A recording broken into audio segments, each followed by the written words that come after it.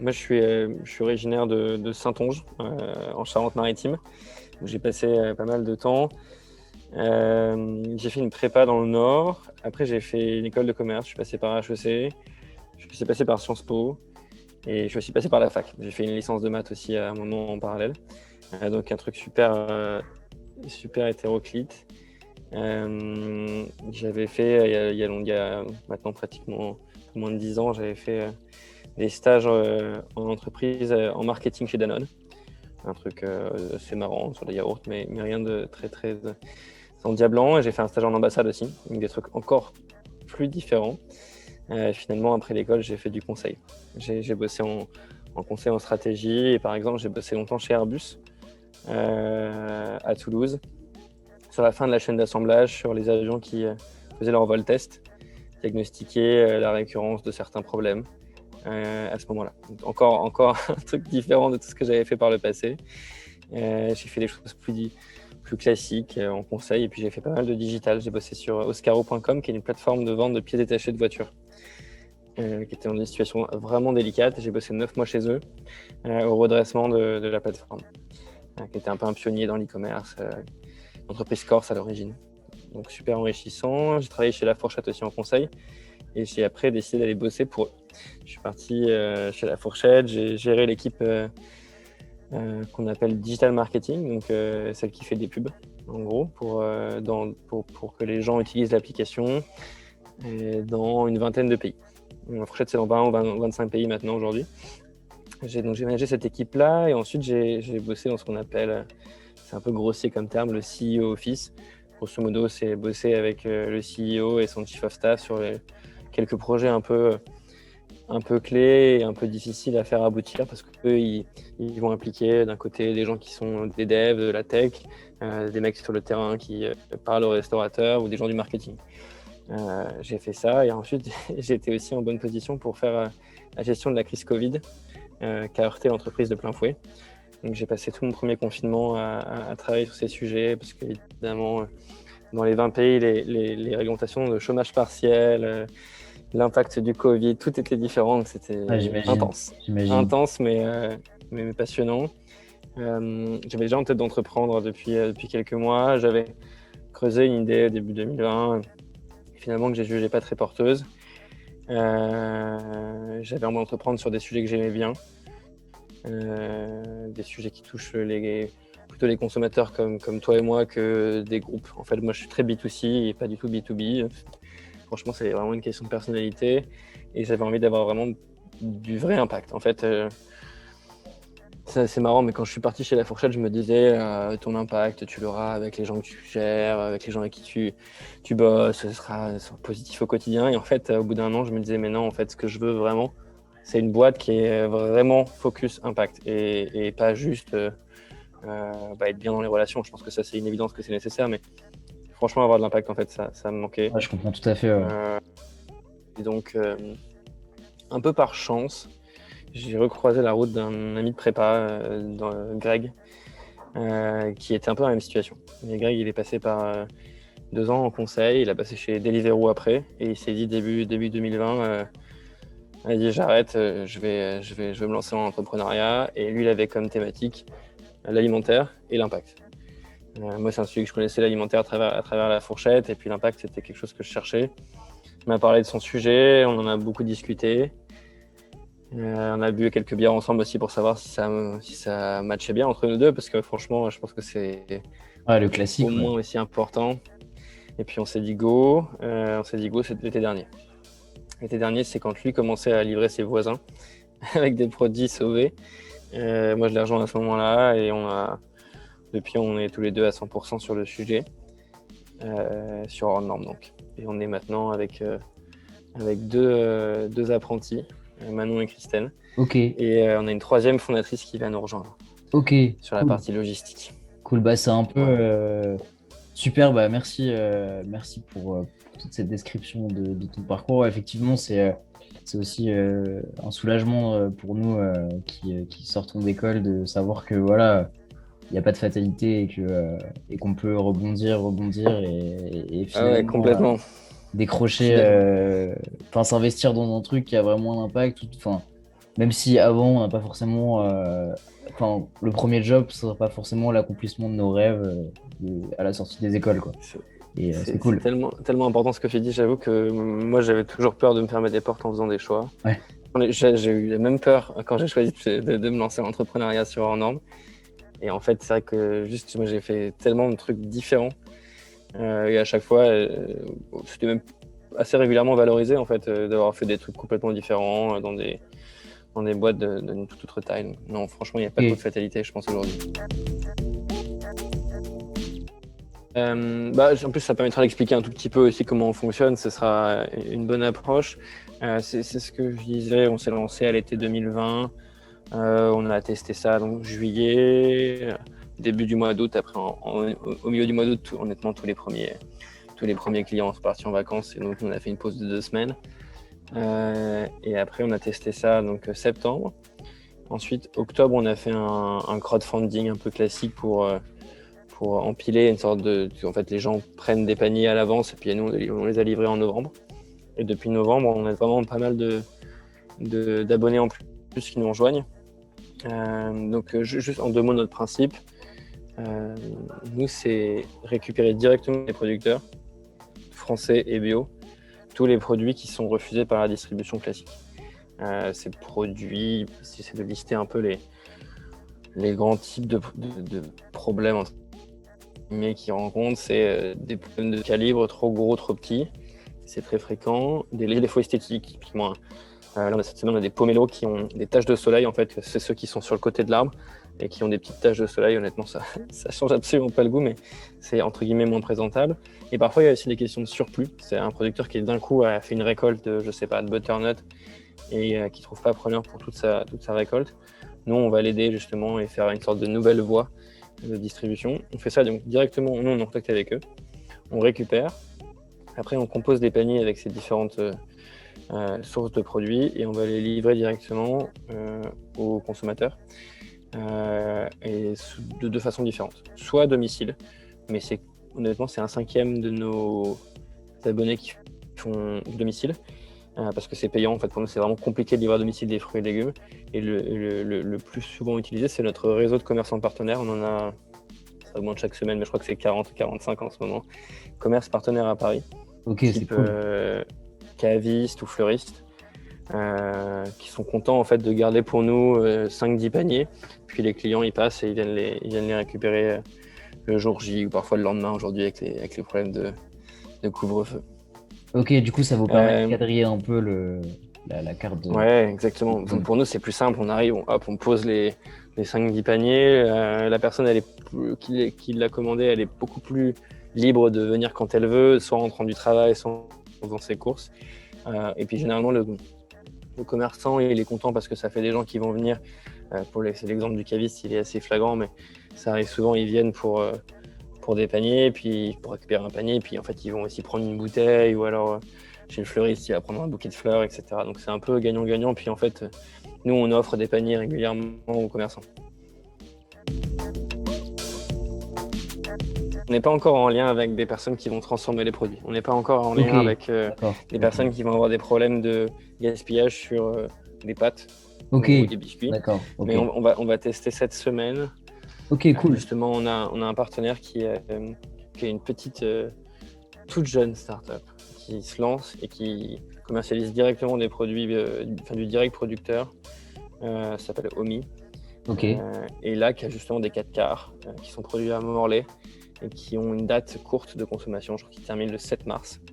Donc pour eux, c'est trop court pour être vendu normalement. Et nous, on va les proposer, je vais envoyer le mail demain, on va les proposer ce week-end à nos abonnés pour qu'avec leur panier de la semaine prochaine, ils aient aussi un 4 quarts qui est très bon, qui sera vendu vraiment moins cher et qu'on leur livrera avec. Donc c'est notre ambition. En fait, c'est assez facile de voir, imaginer le gaspillage sur les fruits et légumes. Enfin, en fait, c'est évident. Mais en fait, il existe partout. C'est un peu ce qu'on a découvert en regardant d'autres grandes verticales alimentaires, c'est qu'il y a plein d'autres produits qui ont des problèmes, soit de date de consommation, Donc DLC, des DM un peu courtes, soit des problèmes de packaging. Ils ont fait une promo de Noël, ils ont des produits avec marqué Joyeux Noël dessus, mais on est après Noël, ils veulent pas le vendre. Nous on dit en fait c'est un peu con, on va le vendre. Voilà. Donc il y a plein d'autres sujets comme ça qu'on va pouvoir investir, mais on a commencé par les fruits et légumes et là on est en train de tester justement d'autres types de produits. Il y a un peu deux aspects. En fait, moi je trouve que j'ai concrétisé, je sens bien l'impact en fait sur deux aspects quand on fait en norme. Que toutes les semaines en ce moment on sauve 1 tonne 2, 1 tonne 3, 1 tonne 4, ça grossit chaque semaine de produits. Donc ça c'est genre juste mathématique. Je vois que j'en sauve de plus en plus et je sais que c'est vraiment du sauvetage de produits, de bons produits. Ça c'est clair. Le deuxième aspect qu'on a vraiment à cœur, c'est le côté rendre des bons produits moins chers. C'est un peu la deuxième mission qu'on se donne, dans le sens où on parle pas mal avec nos clients. Honnêtement, c'est évident, on n'en a pas beaucoup, donc on essaie de beaucoup échanger avec eux. Il y en a plein qui nous disent avant j'allais, je vais pas citer, mais un truc de grande distrie. Et là, pour le même prix, grosso modo, j'ai du bio ou j'ai du France, alors qu'avant j'avais du bio Espagne ou du conventionnel France, etc. Donc ça, c'est cool, c'est hyper palpable parce que on va mesurer chaque semaine combien on est moins cher que genre Biocop.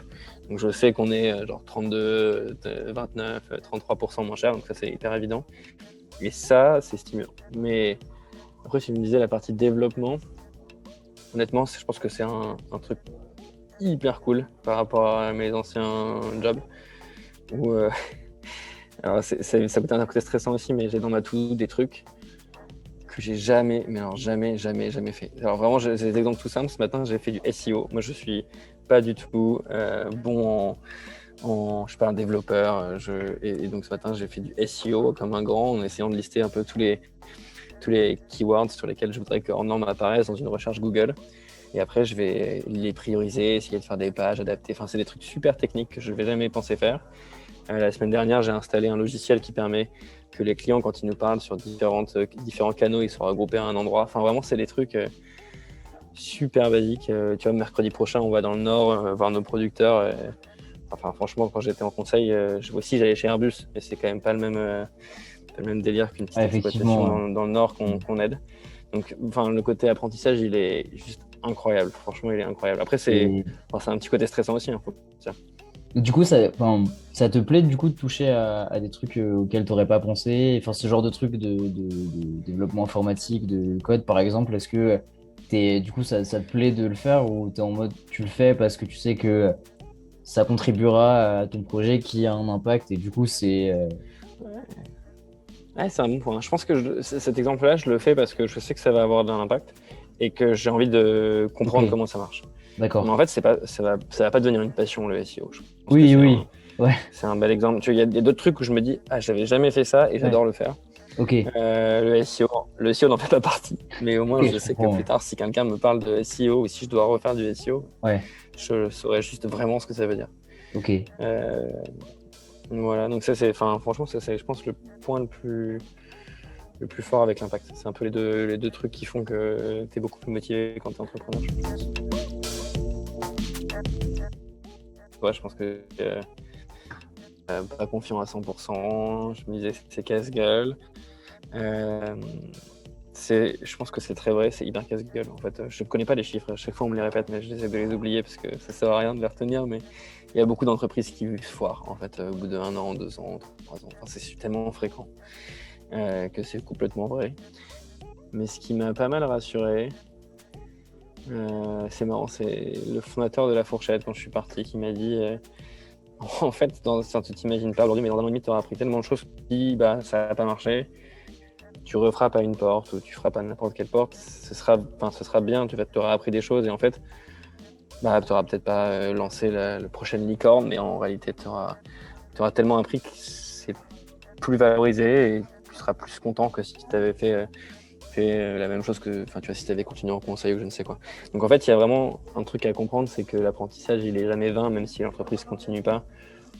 Après, évidemment, le but, c'est que l'entreprise fonctionne, hein, c'est évident, mais le risque, il est assez limité. En fait, moi, je pense que la seule chance, c'est un peu à chacun de trouver ce moment, c'est que moi, c'est évident, j'ai pas de famille, j'ai pas d'emprunt, j'ai juste pas trop de risques. Et c'est ça en fait qui est important de juger. Je pense que c'est facile de dire ça à ma position actuelle, de dire de toute façon, même si ça marche pas, en fait, je trouverai J'allais autre te poser chose. la Je pense question, que ouais. Ouais.